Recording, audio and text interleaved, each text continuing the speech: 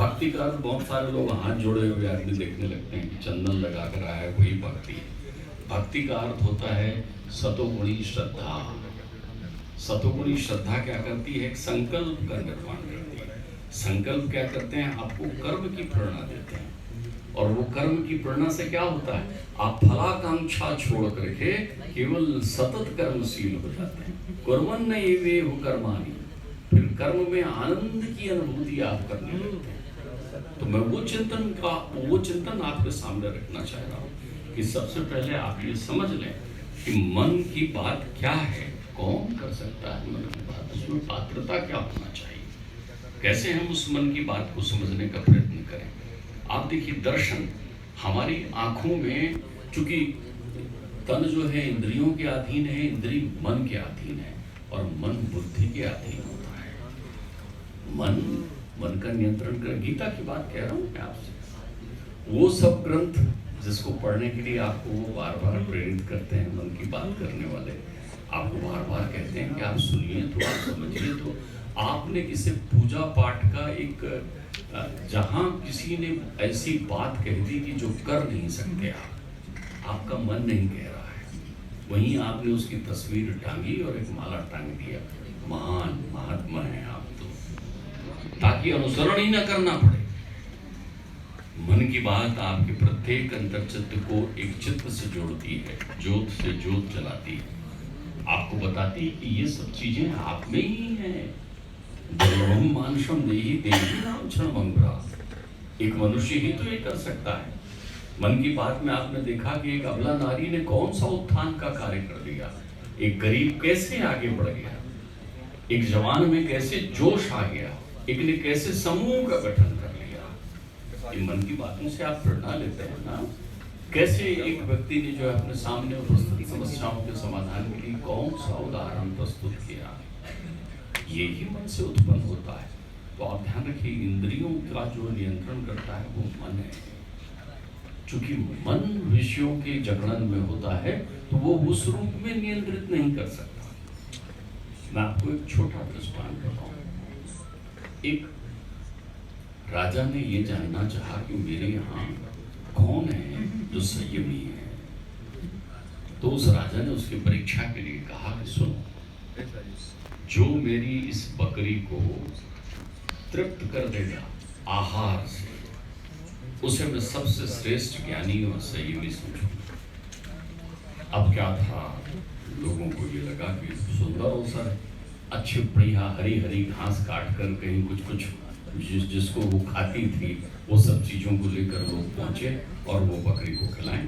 वो जैसी घास देखे वो खाने के लिए आ गया, मुँह चलाए खा ले, कोई चना खिलाए, कोई कुछ खिलाए, तुरंत खाए। और खिलाते खिलाते वो थक गया। जब भी आगे बढ़ाए तो वो जरूर मुंह उधर बढ़ाती थी। तो उन्होंने कहा कि भाई ये तो तृप्त नहीं हुई। एक संयमी वहां पहुंचा, उसने कहा साहब मुझे एक 5 मिनट के लिए बकरी और मेरा सानिध्य दे दीजिए। वो बकरी को लेकर आया किनारे में और एक अपने पास साथ में लेके गया था, एक बढ़िया डंडी पकड़ा था। बकरी को उसने हरी घास दिखाई, जैसे ही उसने खाने के लिए मुंह बढ़ाया, एक लगाया सोना, बकरी पीछे हो गई। फिर दिखाया, फिर बढ़ी, फिर लगाया, फिर दिखाया, फिर लगाया। फिर तीसरी बार जब दिखाया तो बकरी घास देखकर पास नहीं है। वो राजा के पास ले गया, लीजिए साहब घास खिलाई। राजा ने यूं घास बढ़ाया तो बकरी डर के मारे दूर भाग गई। वो तृप्त हो चुकी थी एक संयमी से। क्या तप का दंड तुम्हारे साथ है? क्या तुम इंद्रियों को नियंत्रित करना जानते हो कि वो विषयों की घास न चलें? क्या आप अपने जीवन में उस अनुशासन का दंड रखते हैं अपने पास में? तुम मन की बात सुन भी सकते हैं और मन की बात कह भी सकते हैं। आज आप कहिए ना किसी से मन की बात कहना है, तुरंत शुरू हो जाएगा, ऐसा थोड़ी है, वैसा थोड़ी है, ऐसा है। कितने विचार करेंगे, बातुल भूत विवश मत पाए। आत्मचिंतन की प्रक्रिया जहाँ प्रारंभ होती है वहाँ मन निर्मल होता है। तो मूलतः मन की बात आत्मचिंतन की बात है, और आत्मचिंतन परमार्थ के लिए होता है, स्वार्थ के लिए नहीं होता। ध्यान रखिएगा, जब आपका मन स्वार्थ की बातें करें तो आप मन की बात न सुन सकते न कह सकते। आपके जो नयन दिखाई पड़ते हैं या आप चारों तरफ घूम कर देखते हैं तो कहाँ ठिठक रहे हैं आप सोच सोचिए, उनको जरा रुक कर देखिए, कहाँ रुक गए, कहाँ रुक गए। एक अत्यंत सोलह श्रृंगार किए हुए एक रूपवान स्त्री चली आ रही है, दो लोग उसे देख रहे हैं, दोनों के चेहरे में प्रसन्नता है। एक उसे अपने कामपूर्ण नजरों से देख रहा है और एक के नैनों में रामपूर्ण नजरें विद्यमान है। वो बहुत करीब आकर एक व्यक्ति के भाल पर तिलक लगाती है और कहती है कि भैया आज रक्षाबंधन था तो मैं आ गई। वो कहती है, आओ बहन, इतना अच्छा तुम्हारा स्वरूप लग रहा है, ये रामपूर्ण नेत्र है उसमें। अब वो नयन नयन है, लेकिन वो नयन जो लोचन मोर पंख कर लेखा, वो तो एक देखने की आंखें हैं, बस काली काली तो दिखाई पड़ रही है, जिसमें काम वर्तमान, ये काम ही स्वार्थ है। ध्यान रखिएगा। तो अपने अंतर चिंतन को शुद्ध करने के लिए, अपनी इंद्रियों को सजग करने के लिए सबसे पहले आपको अपने श्रवण तंत्र को सावधान करना पड़ेगा, चिंतन करना पड़ेगा कि हमें जो जीवन मिला हुआ है, दुर्लभम त्रयमेतत् देवानुग्रह हितकम मनुष्यतम मुमुक्षुतम महापुरुष संश्रय। इनमें से कौन सा काम आप कर रहे हैं?